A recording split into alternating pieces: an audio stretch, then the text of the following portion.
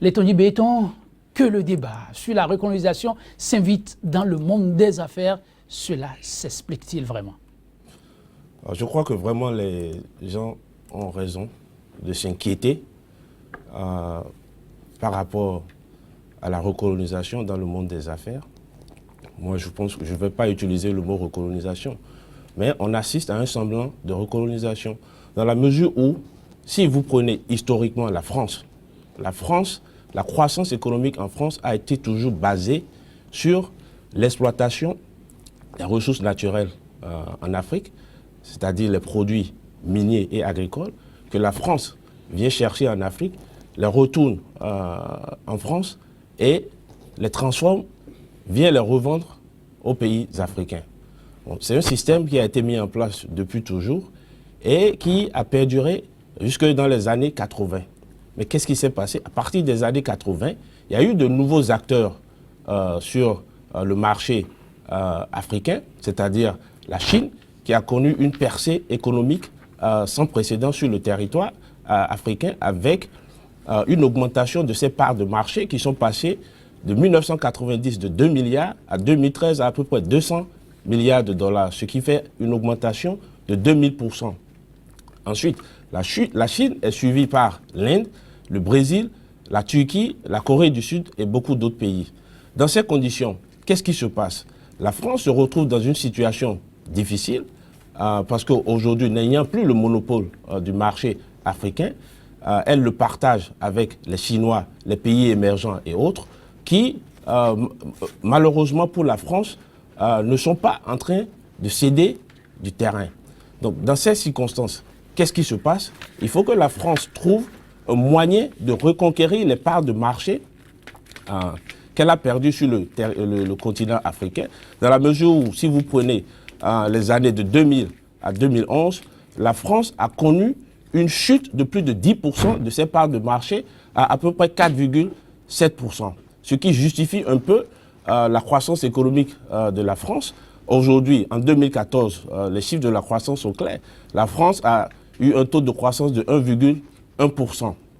Au même moment, quand vous regardez les chiffres économiques en France, tout est en rouge, dans la mesure où aujourd'hui, la France a un déficit d'à peu près 73 milliards pour 2016, un taux de chômage réel de 15,7%, c'est-à-dire que si vous prenez ceux qui sont au chômage, à peu près 10,6% de la population active, et vous y ajoutez ceux qui ne cherchent plus de l'emploi parce que frustrés, à peu près 1,4 million, on se retrouve à un taux de chômage de 15,7%. Ce qui, pour un pays développé, veut pratiquement dire la faillite. La France est au bord de l'explosion sociale, ce qui justifie le vote pour le Front National d'élection en élection, parce que les Français étant complètement désenchantés avec les partis traditionnels. Donc c'est dans ces circonstances que la France a choisi de relancer son économie par ce qu'ils appellent une diplomatie économique. Diplomatie économique qui est portée par Laurent Fabius. Et Laurent Fabius a eu recours à, disons, son meilleur ami, qui est Lionel Zinsou. Lionel Zinsou étant aujourd'hui le Premier ministre de la France, l'homme même qui a été l'architecte du rapport Védrine-Zinsou, parce que quand vous regardez ceux qui ont écrit ce rapport avec lui, il y a un monsieur parmi eux que Lionel Zinsou a recruté il y a 10 ans à la banque Rothschild. Il faut également ajouter d'autres parmi ceux-là qui ont écrit ce rapport, qui ont servi dans des conseils d'administration avec Lionel Zinsou. Donc par conséquent, Hubert Védrine étant la caution morale de ce rapport, ayant été ministre des Affaires étrangères, donc je pense que la paternité de ce rapport revient à Lionel Zinsou, qui dans ce rapport a défendu des positions qui font dire aujourd'hui que les gens, qui font dire aux gens que la France est en pleine recolonisation économique de l'Afrique. Dans la mesure où, si vous prenez par exemple la proposition numéro 9 qui dit qu'il faut élargir la zone CFA, élargir la zone CFA, comme je l'ai toujours dit, ce n'est pas ce qu'il faut aujourd'hui pour l'Afrique. Il faut même qu'on pense à comment sortir de la zone CFA. Donc est-ce que Lionel Zinsou, en tant que président de la République, va permettre ce débat sur le CFA, va permettre à ce débat de continuer? Parce que déjà, l'Afrique, les pays de la zone CEDEAO sont en train de penser à avoir leur propre monnaie d'ici 2020. Donc, est-ce que lui, il ne va pas frustrer ce débat autour du CFA? qui nous empêchent d'évoluer, qui nous empêchent d'avoir des infrastructures, parce que notre argent est utilisé par les Occidentaux, surtout par la France, pour construire des centrales électriques et autres. Au même moment, vous prenez la proposition numéro 10, et c'est cette proposition qui doit le plus vous inquiéter, parce que le CFA a toujours été en place, et malgré le fait que la France ait accès à ses réserves bancaires, aujourd'hui est toujours en difficulté. Et donc, il faut maintenant renforcer la présence de la France en Afrique à travers l'augmentation des visites des chefs d'État du président de la France en Afrique et des ministres français en Afrique. Également, dans cette proposition, il a été dit qu'il faut investir les leviers de décision politique et économique en Afrique avec des cadres qui ont été moulus en France, etc. Et donc, quand vous voyez tout ça, et vous voyez les conditions dans lesquelles Lionel Zissou a été nommé Premier ministre, il y a matière à s'inquiéter, dans la mesure où Lionel Zissou, on essaie toujours de nous le présenter comme ayant été la plume de Fabius, c'est-à-dire une relation d'ancien professeur à un ancien élève. Or, la relation entre Fabius et Lionel Zissou dépasse cette relation, dans la mesure où Lionel Zissou a été même présenté comme l'homme des réseaux de Fabius. Vous savez, la relation entre les deux hommes, non seulement une relation professionnelle, entre 1984 et 1986, Lionel Zissou a fait partie des différents cabinets de Fabius.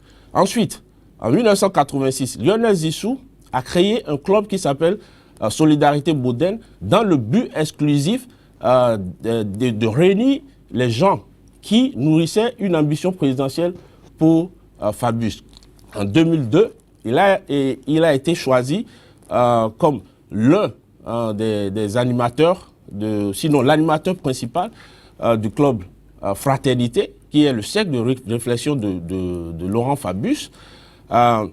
Les deux ont également une amitié qui est allée jusqu'aux affaires, dans la mesure où ils sont actionnaires de la maison de vente aux enchères Piazza, avec un certain nombre d'individus tels que Serge Weinberg, Paul Schweizer, qui est aujourd'hui commissaire du gouvernement aux investissements.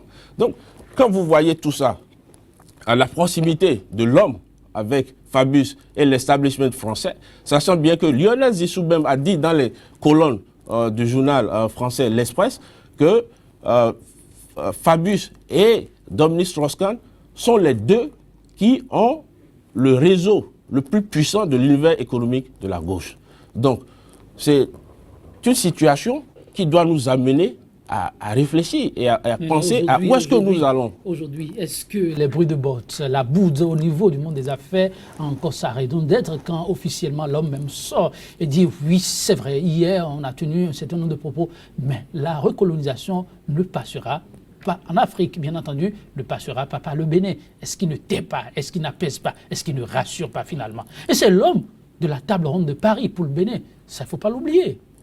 Écoutez, nous allons laisser le révisionnisme aux historiens.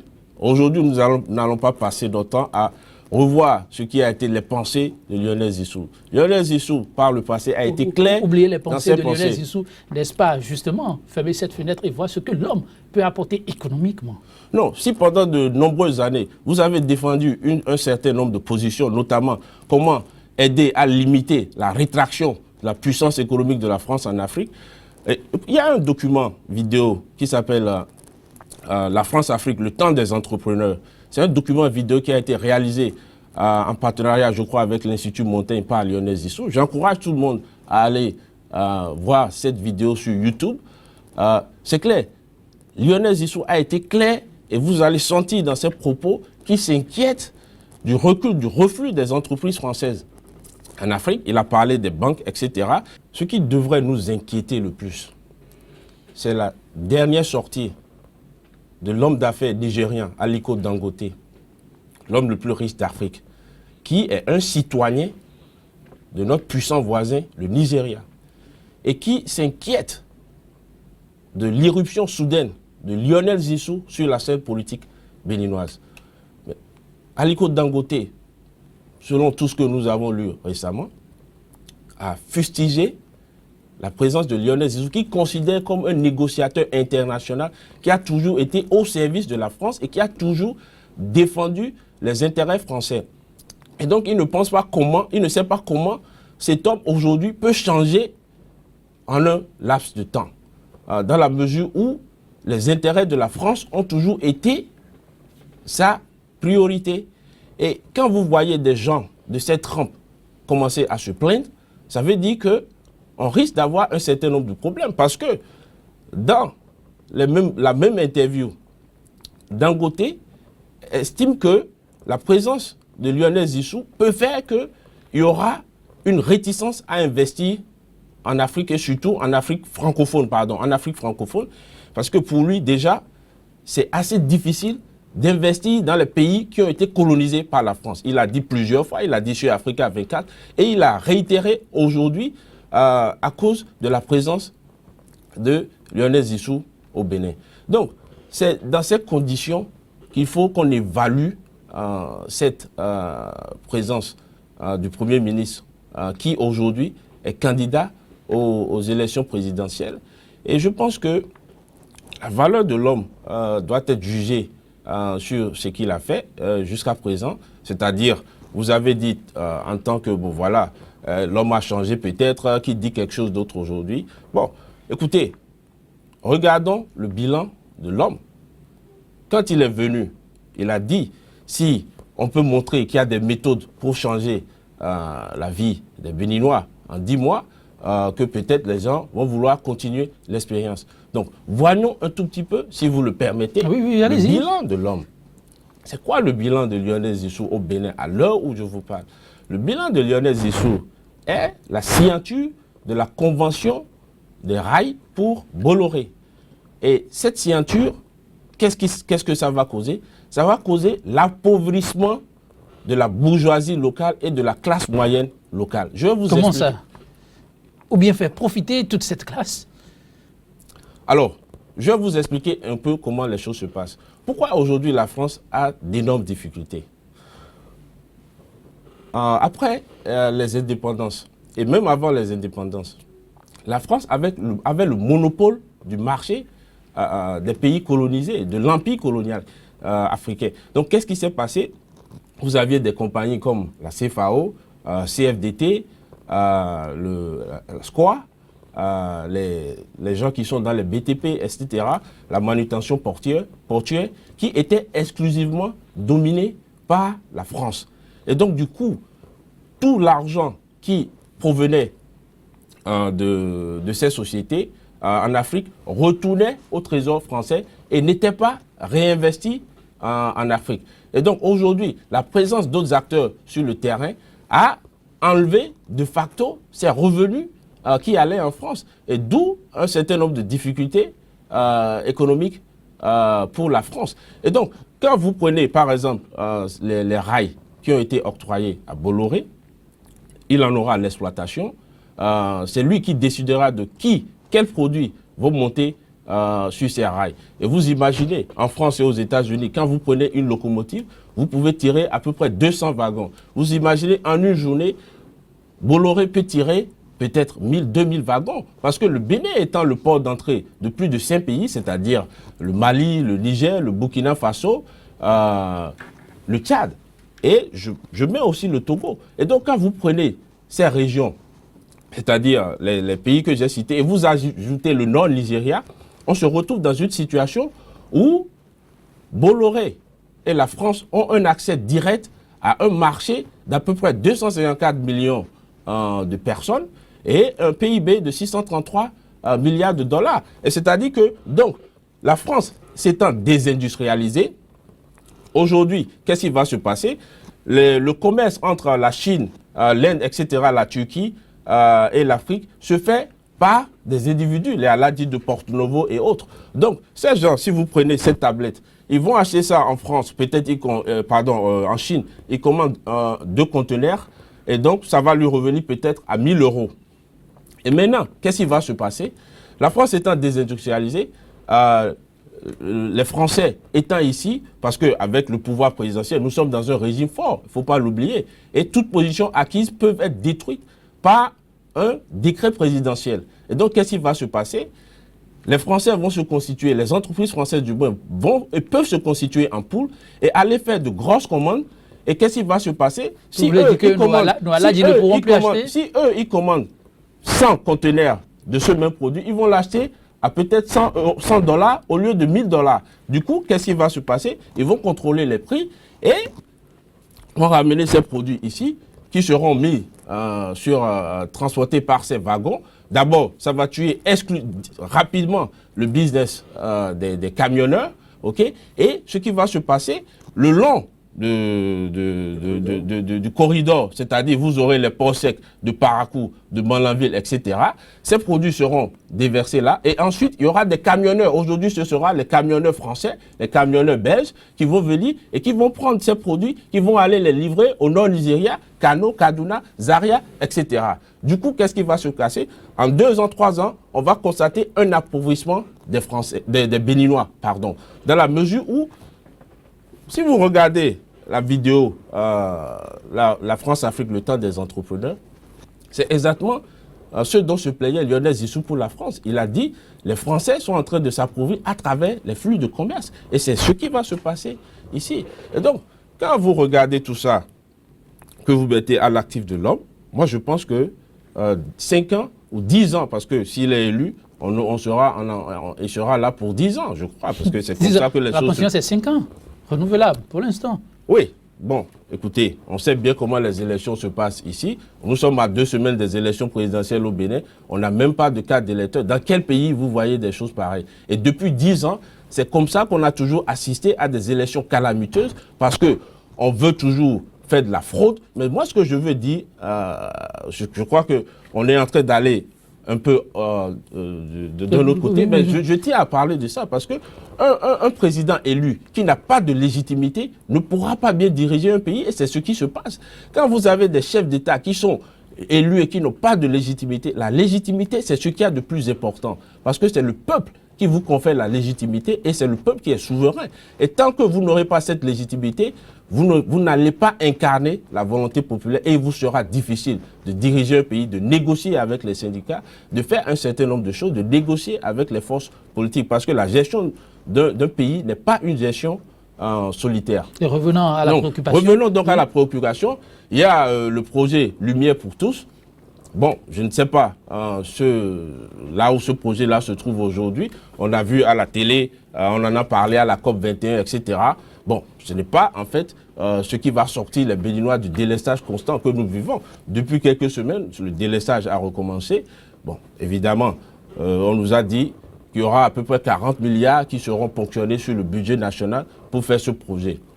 Moi, je me demande bien pourquoi maintenant est ce projet à la fin d'un mandat présidentiel alors qu'on va aux élections présidentielles. Voilà. Et qui sont ces compagnies qui ont eu le droit de distribuer ces lampes solaires? Il faut qu'on nous informe sur tout ça. Il faut qu'on change la façon dont les choses sont en train de se faire dans ce pays. Donc son bilan ne vous rassure pas? On ne peut pas continuer comme ça. On ne peut pas continuer dans la même opacité qu'on a eu pendant 10 ans avec Boni Yayi et ça clique. On ne peut pas continuer comme ça. Et nous, moi je pense que les jeunes doivent se lever, commencer à poser des questions et dire non à ce genre de choses. Le Bénin est un pays qui, si nous avons une bonne gouvernance, devait être un pays riche. Vous prenez le Bénin et vous comparez le Bénin à Singapour, on a peut-être 10 fois plus d'atouts que Singapour. Et voilà, on végète dans la misère, les jeunes n'ont pas de boulot et tout ce qui préoccupe cette classe politique, aujourd'hui c'est le copinage entre les institutions de la République. La classe politique est tétanisée, caporalisée par l'exécutif et du coup, les jeunes sont là et on a des ministres qui, leur préoccupation aujourd'hui, ce n'est pas l'emploi des jeunes. On les réunit, on leur dit ci, on leur dit ça, on leur promet des emplois qui ne se matérialisent jamais. L'emploi ne se crée pas, l'emploi ne se décrète pas. On ne peut pas créer des emplois par un décret présidentiel. Mais l'emploi se crée en mettant en place des conditions pour créer ces emplois, c'est-à-dire en mettant en place des conditions qui favorisent les hommes d'affaires, parce que c'est eux qui sont créateurs de richesse et par conséquent créateurs d'emplois. Et c'est ce dont nous avons besoin aujourd'hui, et ce pays doit être ouvert à tout le monde. Ben, vous semblez oublier les structures en place ici pour accompagner l'emploi des jeunes. La NPE, je veux citer au passage, le FNPEJ, pour ne citer que ceux-là. C'est quand même pour la jeunesse, tout ceci. Dites-moi le nombre d'emplois que la NPE a créé dans ce pays, le nombre d'emplois que le FNPEJ a créé dans ce pays. J'espère que vous ne voulez pas que je revienne. Je parle des scandales non, des scandales au niveau du FNPEJ. On ne comprend pas le bruit qu'il y a au niveau du monde des affaires, si on veut comprendre. Ces agences dont vous parlez, en fait, moi, je considère qu'il faut qu'on revoie tout ça. Parce qu'on crée des structures qui deviennent des nids, des trous de détournement, de gabégie. Non, attention. N'est-ce pas possible de trouver juste un modus vivendi pour espérer un bon qualitatif? Non, je crois qu'il y a eu mal donne dès le départ. La façon dont le président Boni Yayi a amené le Premier ministre au Bénin. Moi, je ne dis pas que le Premier ministre n'a pas le droit d'être Premier ministre au Bénin. C'est un Béninois et c'est un intellectuel, c'est un banquier d'affaires, c'est un homme d'affaires et il peut apporter beaucoup à ce pays. Mais le problème qui se pose, quelles sont les intentions réelles de l'homme?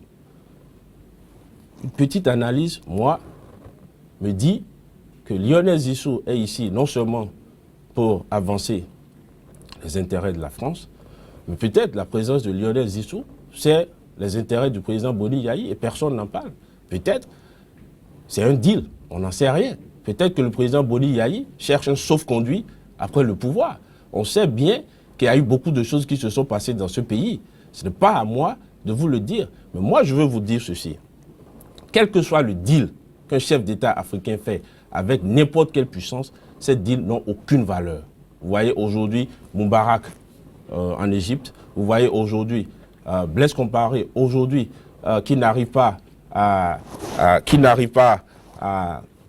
s'en sortir, qui est obligé d'être sous le coup d'un mandat d'arrêt international.